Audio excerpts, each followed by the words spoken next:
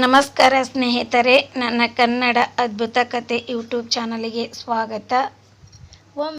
ಒಮ್ಮೆ ಗಣೇಶ ಮತ್ತು ಸುಬ್ರಹ್ಮಣ್ಯ ಇಬ್ಬರು ತಂದೆ ಮಹಾದೇವನ ಕೈಲಾಸದಲ್ಲಿ ದ್ವಾರದಲ್ಲಿ ಕಾವಲು ನಿಂತಿರುತ್ತಾರೆ.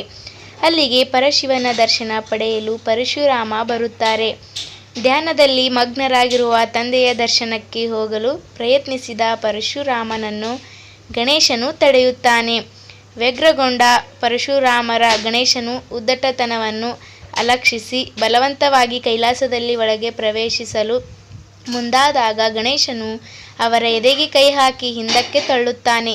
ತನ್ನ ಮೈಮುಟ್ಟಿ ಕೊಳಕು ಮಾಡಿದನೆಂದು ಭಾವಿಸಿದ ಪರಶುರಾಮರು ಕೋಪಗೊಂಡು ಮಾನಸ ಸರೋವರದಲ್ಲಿ ಮಿಂದು ಪವಿತ್ರಗೊಂಡು ಮರಳುವಷ್ಟರಲ್ಲಿ ಮನಸ್ಸು ಬದಲಾಯಿಸಿಕೊಳ್ಳಿ, ಇಲ್ಲದಿದ್ದರೆ ಘೋರ ಶಾಪಕ್ಕೆ ಗುರಿಯಾಗಬೇಕಾಗುತ್ತದೆ ಎಂದು ಎಚ್ಚರಿಕೆ ನೀಡುತ್ತಾರೆ. ಮಾನಸ ಸರೋವರಕ್ಕೆ ತೆರಳುತ್ತಾರೆ. ಸ್ವಲ್ಪ ಸಮಯದ ಬಳಿಕ ಮರಳಿದ ಪರಶುರಾಮರನ್ನು ಪುನಃ ತಡೆದ ಗಣೇಶನ ಜೊತೆ ಪರಶುರಾಮರು ಯುದ್ಧಕ್ಕೆ ಮುಂದಾಗುತ್ತಾರೆ. ತನ್ನ ಸಹೋದರನೊಡನೆ ಕಾದಾಡಲು ಮುಂದಾದ ಪರಶುರಾಮರ ನಿಲುವನ್ನು ಖಂಡಿಸಿದ ಸುಬ್ರಹ್ಮಣ್ಯನು ತಾನೇ ಯುದ್ಧ ಮಾಡಲು ಮುಂದಾದಾಗ ಗಣೇಶನು ಅವನನ್ನು ತಡೆದು ತಾನೇ ಯುದ್ಧ ಮಾಡುತ್ತಾನೆ. ಬಹಳ ಹೊತ್ತು ಕಾದಾಡಿದರೂ ಸೋಲದ ಗಣೇಶನ ಮೇಲೆ ಪರಶುರಾಮರು ಪರಶಿವನ ಪರವಾಗಿ ಕರುಣಿಸಿದ ಶಕ್ತಿಶಾಲಿ ಪರಶು ಕೊಡಲಿಯನ್ನು ಪ್ರಯೋಗಿಸುತ್ತಾರೆ.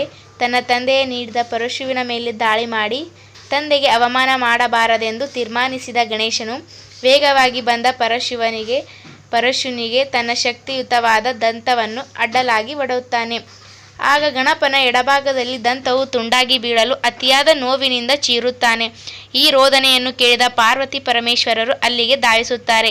ಈ ಸನ್ನಿವೇಶವನ್ನು ಕಂಡು ಬೆರಗಾದ ಪರಶುರಾಮರು ಗಣೇಶನು ತನ್ನ ತಂದೆಯ ಪರಶುವಿನ ಮೇಲೆ ತೋರಿಸಿದ ವಿನಯವಂತಿಕೆಯನ್ನು ಪಿತೃಭಕ್ತಿಯನ್ನು ಕಂಡು ಮೆಚ್ಚಿಕೊಳ್ಳುತ್ತಾರೆ. ತನ್ನಿಂದಾದ ತಪ್ಪನ್ನು ಮನ್ನಿಸಬೇಕೆಂದು ಪ್ರಾರ್ಥಿಸುತ್ತಾರೆ.